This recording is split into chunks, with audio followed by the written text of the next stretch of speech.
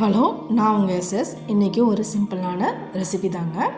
மல்லி சட்னி எப்படி செய்யுதுன்னு பார்க்கலாம். இதுக்கு தேவையான பொருளாக எடுத்து வச்சுருக்கேன். இப்போ ஒரு கடாயில்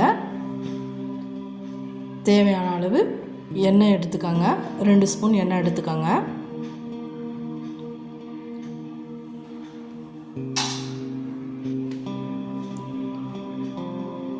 சிம்பிள் ரெசிபி தாங்க. எண்ணெய் காஞ்சதும்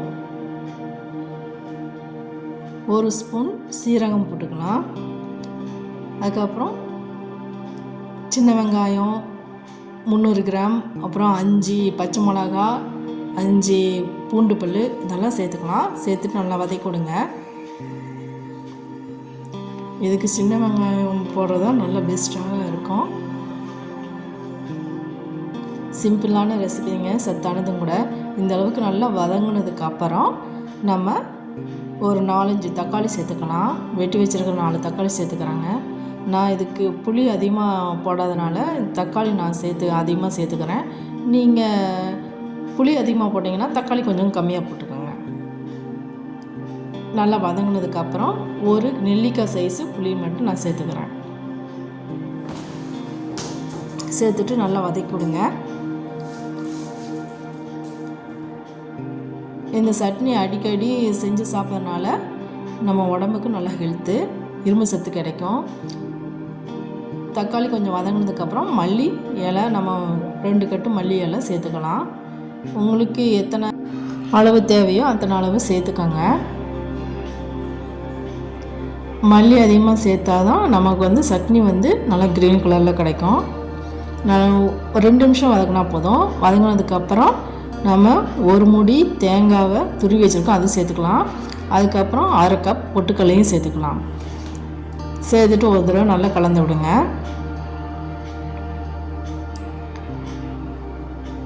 இது அடிக்கடி நம்ம உடம்புல சேர்த்துக்கிறதுனால நமக்கு கண் பார்வை, அயன் சத்து எல்லாமே கிடைக்குங்க.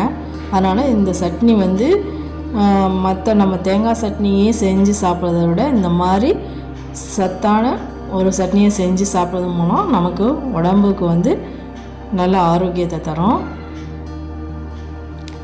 நல்லா ஆறுனதுக்கப்புறம் இது மிக்சியில் போட்டு அரைச்சிக்கலாம்.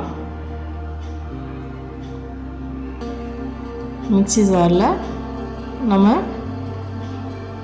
வதக்கி வச்சுருக்கிற கலவையை சேர்த்துக்கலாம். சேர்த்துட்டு அரைச்சாச்சு. இப்போ அதுக்கு தாளிப்புக்கு ஒரு கடாயில் 1 ஸ்பூன் சமையல் எண்ணெய் சேர்த்துக்கோங்க. எண்ணெய் காஞ்சதும் 1 ஸ்பூன் கடுகு சேர்த்துக்கலாம்.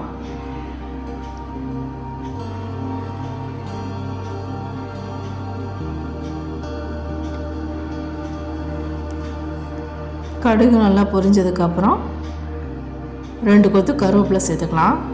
கருவேப்பிலை நல்லா பொரிஞ்சதுக்கப்புறம் நம்ம அரைச்சி வச்சுக்கிற விழுதை இதில் சேர்த்துக்கலாம்.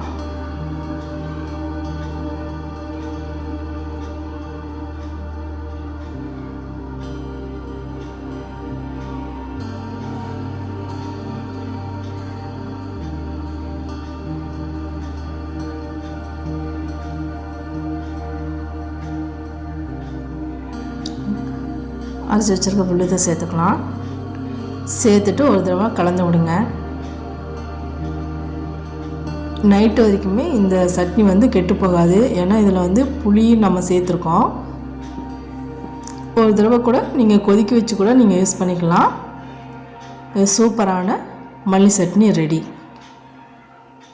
தேங்க்யூ ஃபார் வாட்சிங். லைக் பண்ணுங்கள், சப்ஸ்கிரைப் பண்ணுங்கள், ஷேர் பண்ணுங்கள். Thank you very much. சூப்பரான மல்லி சட்னி ரெடி.